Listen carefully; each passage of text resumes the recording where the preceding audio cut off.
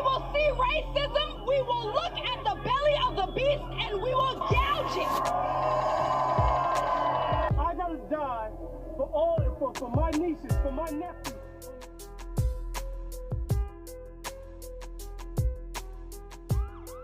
They use their schools to teach children that their president is another Hitler. They use their movie stars and singers and comedy shows and award shows to repeat their narrative over and over again. And then they make them protest, make them scream racism and sexism and xenophobia and homophobia, to smash windows, burn cars, shut down interstates and airports, bully and terrorize the law-abiding, until the only option left is for the police to do their jobs and stop the madness. And when that happens, they'll use it as an excuse for their outrage. The only way we stop this, the only way we save our country and our freedom, is to fight this violence of lies with the clenched fist of truth. They use their guns to assassinate Black people. They use their schools to funnel Black students through a school-to-prison pipeline. They use their state institutions, bought politicians, business conglomerates, and white supremacist domestic terrorists to incite violence over and over again.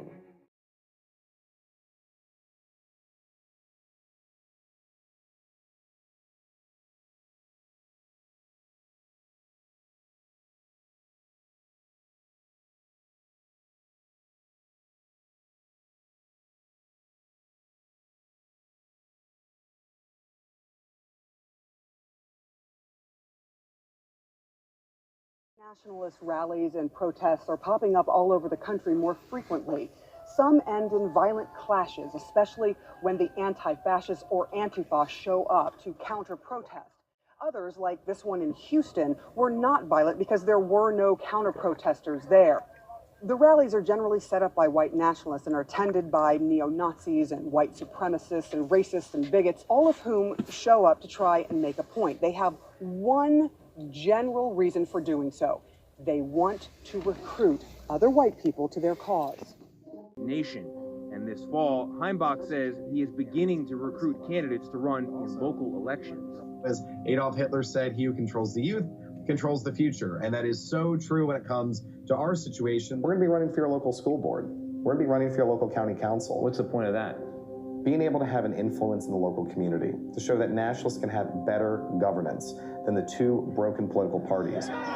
And then they use their new president to enact a law and order administration, all to make them shoot first, to make them ask questions later, make them scream, "I thought he had a gun in his hand," and "I feared for my life," and "he matched the description of a suspect," and "she was threatening us." To shoot and kill Philando Castile, Charlena Lyles, Keisha Michael, Keith Bursey, and Waukesha Wilson, until the only option left is for Black people to disrupt the systems that keep us oppressed and build the kinds of communities in which we want to live. And when that happens, they'll use it as an excuse to kill more of us. The only way we stop this, the only way we save our communities and our struggle for freedom, is to fight this violence with the raised, clenched Black fist of resistance. Wait, hold up. What's with the aggressive fear-mongering video tactics? Someone cut the music and bring up the light.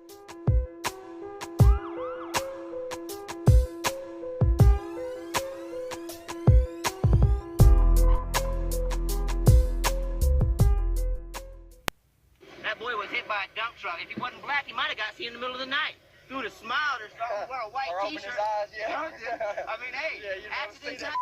Prosecute someone for everything. What if I trip right here and break my face because I was talking to the camera? Bam, is that your fault? No, that's my fault. I'm out here protesting for what I believe in. Problem. We don't want them here. Without them, they bring that down here. So why'd you show up here with your flag? Because I'm an Aryan Nations member. Same reason why they showed up in their... This ain't a race deal. This is not a race issue.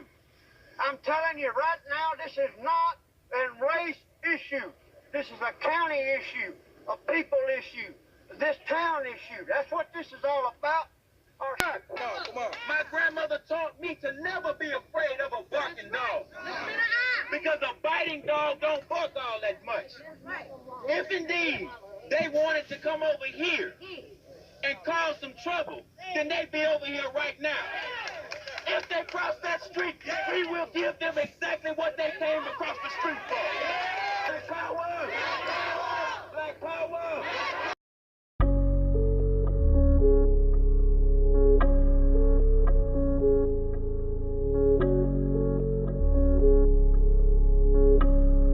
Luxury.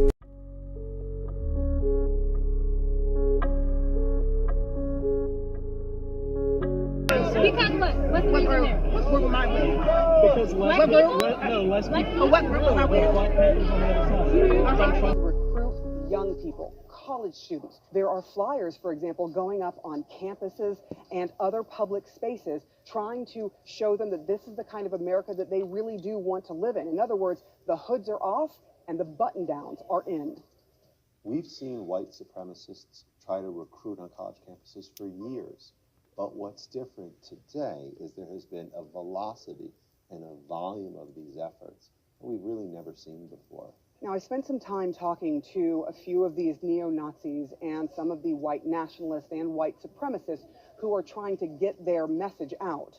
White nationalist Jared Taylor, who sat down and talked with me, said that he wasn't a racist. On the other hand, he also told me that he believed that black people are, by their very nature, less intelligent than whites. If whites do nothing, they will be reduced to a minority in which their culture is a sideshow. He says his online publication is more popular than it ever has been before. Believe that Donald Trump is with them. Why do they believe that? Because of his xenophobic language during the campaign, and also because of his mixed messages on what happened in Charlottesville.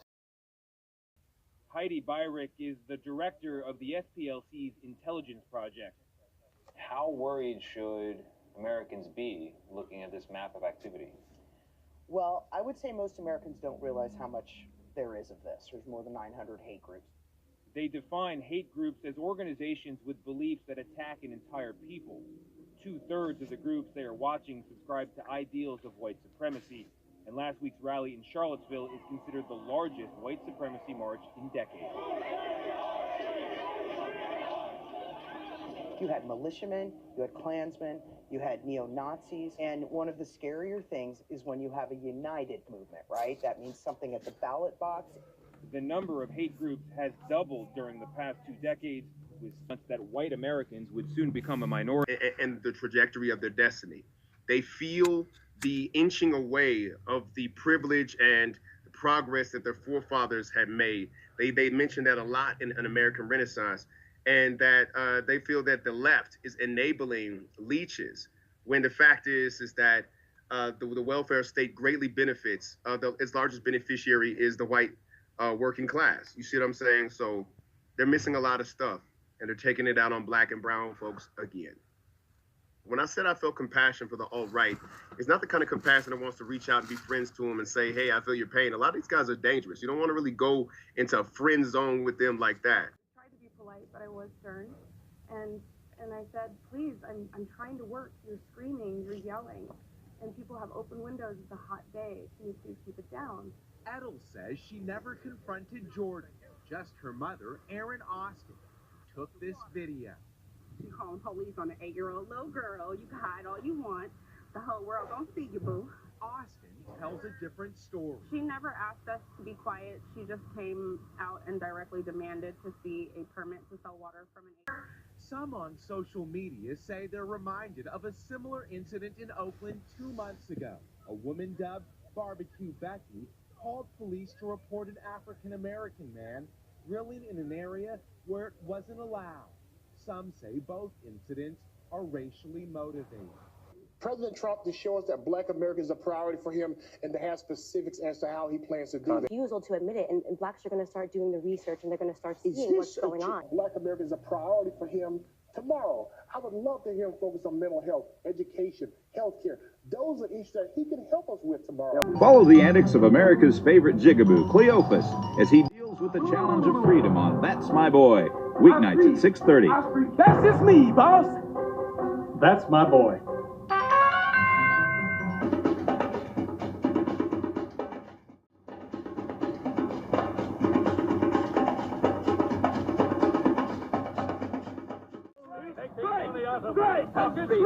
Hurry, sit right up, folks. Here's the answer to your problems. Dr. Utopia's sensational new discovery, Ism. Ism will cure any ailment of the body politic. It's terrific. It's tremendous. How racism continued all the way up into the 60s and 70s and still continues. I've seen things about President Obama that were horrible. I think people who go to the Jim Crow Museum are often surprised when they see something from 2015 as racist as many of the things from 100 years ago. And we've had friends who are a complete mess after they've left because suddenly they've been confronted with the truth. For many years when I traveled, I would say that the United States, despite this history of enslavement and Jim Crow, that we are today more democratic and more egalitarian than we've ever been. And I stopped saying that about 2 years ago. I'm not suggesting that we are back in the Jim Crow period. Don't get it twisted. It's not like that. But what I am saying is I hear and see a level of racist rhetoric that is reminiscent of when I was growing up in Alabama under Governor George Wallace. People say they don't want to talk about race, but they're doing it all the time. But they're not talking about it in places where their ideas can be challenged.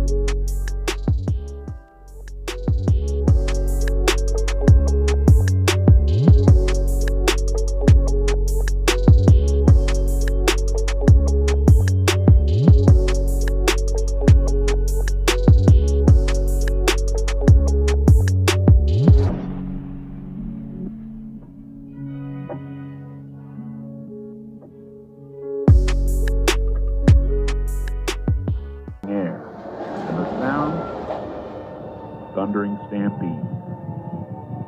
It's a time when horses come down from the high pasture, and a man prepares for another tough winter. It's time for a nigger hair, an American cigarette.